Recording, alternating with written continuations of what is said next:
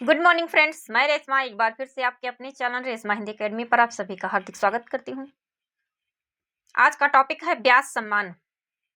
Set है practice set 13।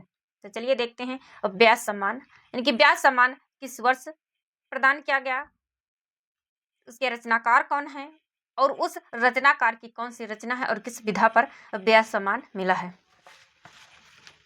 तो चलिए क्लास को शुरू करते हैं।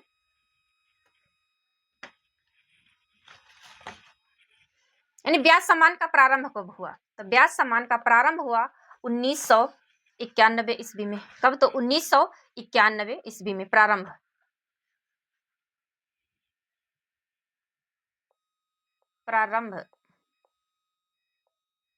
तो ब्यास सम्मान का प्रारंभ हुआ है 1991 ईस्वी में। किसके द्वारा दिया जाता है? यानी कि ब्यास सम्मान किसके द्वारा दिया जाता है? तो यह के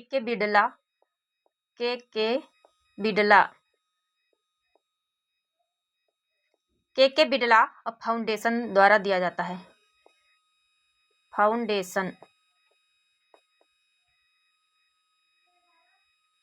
फाउंडेशन यानी के बिड़ला फाउंडेशन द्वारा ब्यास सम्मान दिया जाता है। इसमें राशि कितनी होती है? तो इसमें 4 लाख राशि होती है। 4 लाख राशि यानी ब्यास सम्मान की राशि कितनी है? तो राशि है 4 लाख रुपये। यानी कि कितने वर्षों में दिया जाता है? तो 10 वर्षों में। ब्यास सम्मान का चयन 10 वर्षों में बेहतरीन पुस्तक यानी कि जिसकी पुस्तक सबसे बेहतरीन होगी उसे ब्यास सम्मान मिलता है। यानी कि 10 वर्षों में बेहतरीन पुस्तक, 10 वर्षों में बेहतरीन पुस्तक 2024 में किसे मिला है? चलिए इसको रफ कर देते हैं। तो 2024 में किसे ब्यास सम्मान दिया गया है? तो 2024 में गगन गिल को। किसे? तो 2024 में गगन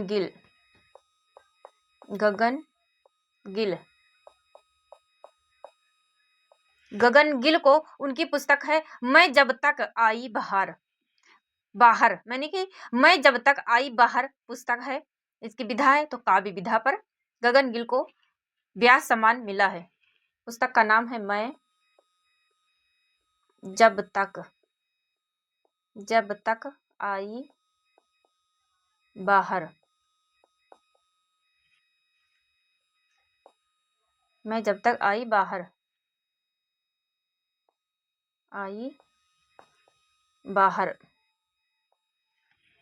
विधा इसकी विधा का एक क्या है? तो इसकी विधा है काव्य यानी काव्य विधा है। विधा है इसकी काव्य। तो चलिए अब देखते हैं यानी कि कौन सा वर्ष है, रचनाकार कौन से हैं, उनकी उस रचनाकार की कौन सी रचना है और किस विधा पर ब्यास सम्मान मिला है। तो वर्ष 1991। कब? तो वर्ष आप लोग क्लास को ध्यान से देखिए, वीडियो में एंड तक बने रहिए, वीडियो को फुल वॉच करिए। चैनल पर पहली बार आए हैं तो चैनल को सब्सक्राइब जरूर करिए। वीडियो पसंद आए तो वीडियो को लाइक करिए और ज़्यादा से ज़्यादा शेयर करिए और कमेंट बॉक्स में अपना प्यारा सा कमेंट लिखिए। आप लोगों को इसमें करना कुछ नहीं, बस ध्यान से देखना है वर्ष। चलिए मैं पहले इसको रफ कर देती हूँ ताकि आप लोगों को सही से दिखे। आप लोग इसे नोट कर लिए होंगे। यानी कि ब्यास सम्मान के बिड़ला फाउंडेशन द्वारा दिया जाता है। इसकी शुरुआत कब की गई? तो इसकी शुरुआत की गई 1991 ईस्वी में। कब? तो 1991 ईस्वी में। इधर लिखा है वर्ष, क्या है? तो एक तरफ है वर्ष, फिर है रचनाकार, फिर है रचना यानी कि उस रचनाकार की कौन सी रचना है, फिर है विधा। तो वर्ष 1991। कब? तो वर्ष 1991 में रामविलास शर्मा को उनकी रचना है भारत के प्राचीन भाषा परिवार और हिंदी। रामविलास शर्मा की रचना यानी कि भारत के प्राचीन भाषा परिवार और हिंदी, जिसकी विधा है भाषा विज्ञान पर व्यास सम्मान दिया गया। कौन सा सम्मान दिया गया? तो व्यास सम्मान 1991 ईस्वी में रामविलास शर्मा को, उनकी रचना है भारत के प्राचीन भाषा परिवार और हिंदी, जिसकी विधा है भाषा विज्ञान, पर व्यास सम्मान दिया गया है। फिर है 1992 ईस्वी में, यानी कि यदि प्रश्न आए कि 1992 ईस्वी में व्यास सम्मान किसे दिया गया है, तो इसका आंसर बनेगा कि 1992 ईस्वी में शिव प्रसाद सिंह को उनकी रचना नीला चांद, जिसकी विधा है उपन्यास, उस पर उन्हें व्यास सम्मान दिया गया है, जिसकी राशि होती है 4 लाख रुपये। कितनी? तो 4 लाख रुपये किसके द्वारा दिया जाता है? तो के फाउंडेशन, के बिड़ला फाउंडेशन के द्वारा दिया जाता है। यह कितने वर्षों में दिया जाता है? तो यह 10 वर्षों में बेहतरीन पुस्तक पर दिया जाता है। 2024 में किसे दिया गया है? तो 2024 में गगन गिल को मैं जब तक आई बाहर, उनकी जिसकी विधा है काव्य विधा पर व्यास सम्मान मिला है। किसे? तो गगन गिल को 2024 में। तो 1992 में शिव प्रसाद सिंह को, जिसकी रचना है, उनकी रचना है नीला चांद, जिसकी विधा है उपन्यास, पर व्यास सम्मान मिला है। आप लोग क्लास को ध्यान से देखिए, जो कि हर एग्जाम की दृष्टि से अत्यंत महत्वपूर्ण है, चाहे वह टीचिंग का एग्जाम हो या फिर अदर एग्जाम हो, सभी में सम्मान पूछे जाते हैं। 1993 ईस्वी में गिरिजा कुमार माथुर को, उनकी रचना है मैं वक्त के हूँ सामने, जिसकी विधा है काव्य विधा, पर व्यास सम्मान दिया गया है। 1994 ईस्वी में धर्मवीर भारती को, उनकी रचना का नाम है सपना अभी भी, जिसकी विधा है काव्य विधा, पर व्यास सम्मान दिया गया है। फिर है 1995 ईस्वी कुंवर नारायण को आत्मजयी, जिसकी विधा है काव्य विधा, पर व्यास सम्मान प्रदान किया गया है। तो कुंवर नारायण को 1995 ईस्वी में, जिसकी रचना, यानी कि कुंवर नारायण की रचना है आत्मजयी, जिसकी विधा है काव्य विधा, पर व्यास सम्मान प्रदान किया गया है। फिर है 1996 ईस्वी में रामस्वरूप चतुर्वेदी, किसे? तो रामस्वरूप चतुर्वेदी को, उनकी रचना का नाम है हिंदी साहित्य और संवेदना का विकास, इसकी विधा है तो इतिहास विधा की रचना है। कौन सी विधा है? तो इसकी विधा है इतिहास। 1996 ईस्वी में रामस्वरूप चतुर्वेदी को व्यास सम्मान से नवाजा गया है, जिसकी उनकी रचना का नाम है हिंदी साहित्य और संवेदना का विकास, विधा है इतिहास विधा। पढ़ते हैं आगे। 1997 ईस्वी में केदारनाथ सिंह को उत्तर कबीर तथा अन्य कविताओं के लिए व्यास सम्मान दिया गया है, जिसकी विधा है काव्य विधा। फिर है 1998 ईस्वी में गोविंद मिश्र को, किसे? तो गोविंद मिश्र को 5 आंगनों वाला घर के लिए व्यास सम्मान दिया गया है, जिसकी विधा है उपन्यास विधा। फिर है 1999 ईस्वी में श्रीलाल शुक्ल को विश्रामपुर का संत के लिए व्यास सम्मान से नवाजा गया है, जिसकी विधा है उपन्यास विधा। फिर है 2000 में, यानी कि 2000 में गिरिराज किशोर को, 2000 में गिरिराज किशोर को पहला गिरमिटिया, जिसकी विधा है उपन्यास विधा, के लिए व्यास सम्मान से नवाजा गया है। फिर है 2003 में किसे व्यास सम्मान दिया गया है? तो 2003 में चित्रा मृदुगल को, उनकी रचना का नाम है आवा, जिसकी विधा है उपन्यास विधा को व्यास सम्मान प्रदान किया गया है। फिर है 2004 में किसे व्यास सम्मान दिया गया है? तो 2004 में मृदुला गर्ग को, 2003 में है चित्रा मृदुगल और 2004 में है मृदुला गर्ग। आप लोग कंफ्यूज मत होइएगा। 2003 में चित्रा मृदुगल को आवा के लिए व्यास सम्मान प्रदान किया गया है और 2004 में मृदुला गर्ग को कठगुलाब, यानी मृदुला गर्ग की रचना है कठगुलाब के लिए व्यास सम्मान प्रदान किया गया है, जिसकी विधा है उपन्यास विधा। बढ़ते हैं आगे। 2006 में किसे, यानी कि प्रश्न आए कि 2006 में परमानंद श्रीवास्तव को उनकी किस कविता पर व्यास सम्मान दिया गया है, यानी ऐसे प्रश्न बनते हैं। तो आप लोग यदि क्लास को ध्यान से देखे होंगे, पढ़े होंगे, समझे होंगे, तो आप तुरंत इसका उत्तर दे देंगे कि परमानंद श्रीवास्तव की रचना है कविता का अर्थात। क्या? तो कविता का अर्थात के लिए उन्हें व्यास सम्मान प्रदान किया गया है, जिसकी विधा है आलोचना विधा। फिर है 2007 में कृष्णा सोबती को समय सरगम के लिए, किसके लिए? तो कृष्णा सोबती को 2007 में समय सरगम के लिए व्यास सम्मान से नवाजा जा चुका है, जिसकी विधा है उपन्यास विधा। फिर है 2008, तो 2008 में मन्नू भंडारी को किसे, तो 2008 में मन्नू भंडारी को एक कहानी यह भी, यानी कि मन्नू भंडारी की रचना का नाम है एक कहानी यह भी के लिए व्यास सम्मान प्रदान किया गया है, जिसकी विधा है आत्मकथा। यानी कि मन्नू भंडारी की रचना है यह एक कहानी यह भी आत्मकथा विधा की रचना है, पर व्यास सम्मान प्रदान किया गया है।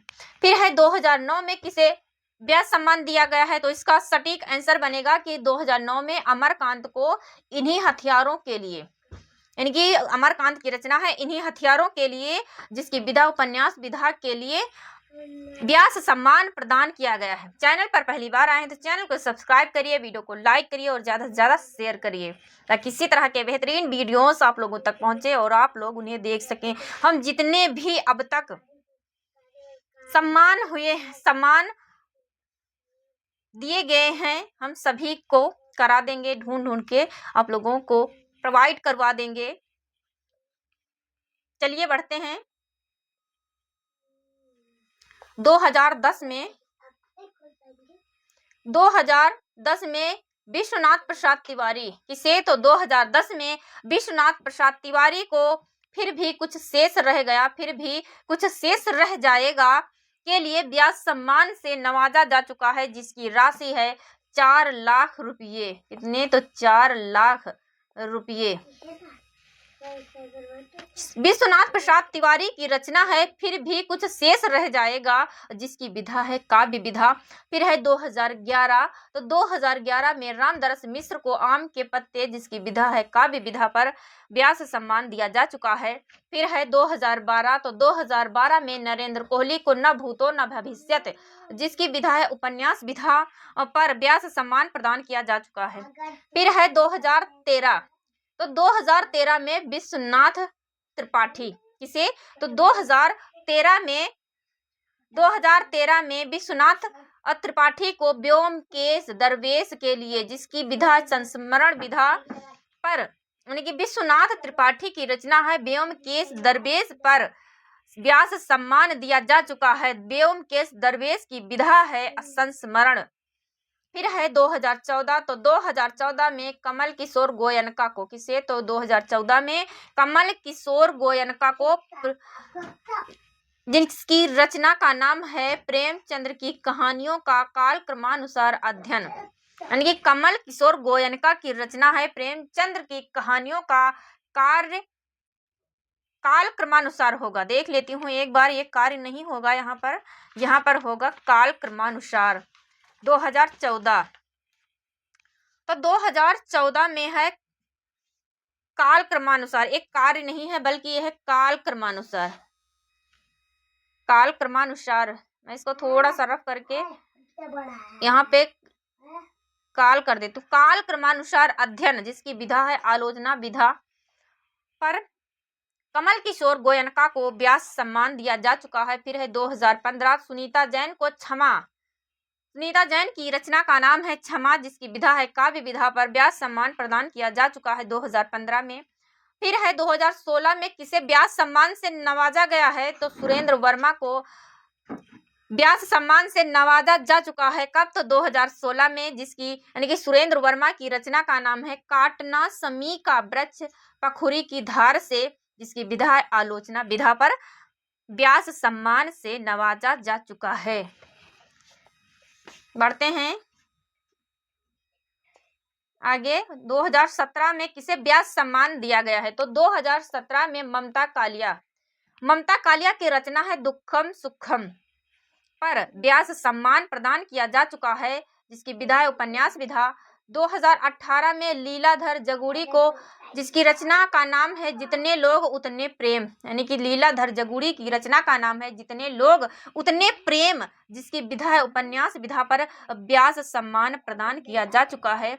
2019, तो 2019 में नासिरा शर्मा को किसे, तो 2019 में नासिरा शर्मा को कागज की नाव, यानी नासिरा शर्मा की रचना का नाम है कागज की नाव, जिसकी विधा है उपन्यास विधा, पर व्यास सम्मान प्रदान किया जा चुका है।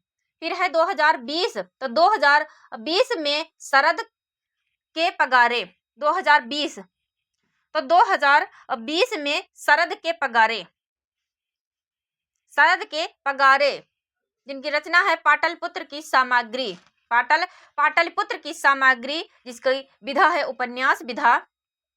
क्या है? तो उपन्यास विधा पर व्यास सम्मान प्रदान किया जा चुका है। फिर है 2021, तो 2021 असगर वजाहत, यानी कि 2021 में असगर वजाहत को, जिनकी रचना का नाम है महाबली, पर व्यास सम्मान दिया जा चुका है, जिसकी विधा है नाटक विधा। फिर है 2022 ज्ञान चतुर्वेदी, तो 2022 में ज्ञान चतुर्वेदी को, जिनकी रचना का नाम है पागल खाना, जिसकी विधा है उपन्यास विधा, पर व्यास सम्मान प्रदान किया जा चुका है। फिर है 2023, तो 2023 में पुष्पा भारती को, किसे? तो 2023 में पुष्पा भारती को यादें यादें और यादें, यादें यादें और यादें, जिसकी विधा है संस्मरण विधा, पर 2023 में व्यास सम्मान से नवाजा जा चुका है। फिर है अगला है 2024, क्या है? तो अगला है 2024 सूर्यबाला, यानी कि 2024 में सूर्यबाला को, जिनकी रचना का नाम है कौन देश को वासी, बेड़ू की डायरी, जिसकी विधा है डायरी विधा, पर व्यास सम्मान प्रदान किया जा चुका है। 2024 में सूर्यबाला को, किसे? तो 2024 में सूर्यबाला को। एक बार हम इसको रिवीजन कर लेते हैं, फिर से देख लेते हैं, ताकि आप लोगों को याद रहे। तो 1991 में रामविलास शर्मा, किसे? तो 1991 में रामविलास शर्मा को, जिनकी रचना है भारत के प्राचीन भाषा परिवार और हिंदी, पर पहला व्यास सम्मान मिला था। 1991 में पहला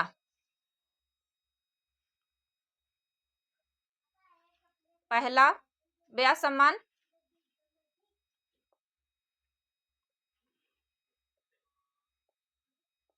पहला व्यास सम्मान,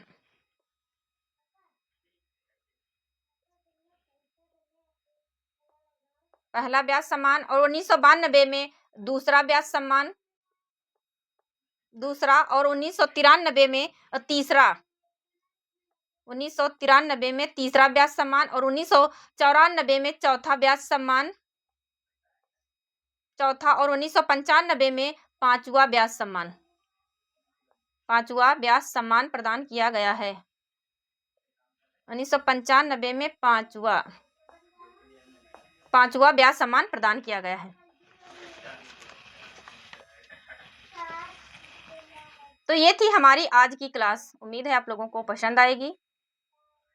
चैनल पर पहली बार आए हैं तो चैनल को सब्सक्राइब करिए, वीडियो को लाइक करिए और ज़्यादा से ज़्यादा शेयर करिए, ताकि इसी तरह के बेहतरीन वीडियोस आप लोगों तक पहुंचे और आप लोग उन्हें देख सकें। मैं इसको रफ कर देती हूं ताकि आप लोगों को सही से दिखाई पड़े। तो ये थी हमारी आज की क्लास। मिलते हैं एक नए सम्मान के साथ, एक नए पुरस्कार के साथ। तब तक आप लोग हमारे इस महत्वपूर्ण क्लास को देखते रहिए, जो कि हर एग्जाम, यानी कि ऑल कॉम्पिटिटिव एग्जाम, यानी कि जितने भी एग्जाम हैं सभी में ये ऐसे टॉपिक हैं जो सभी में पूछे जाते हैं।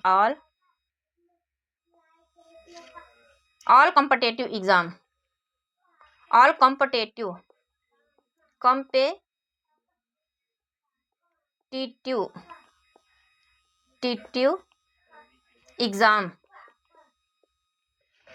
ऑल कॉम्पिटिटिव एग्जाम हैं, सभी में पूछे जाते हैं। तो चलिए मिलते हैं एक नए प्रैक्टिस सेट के साथ।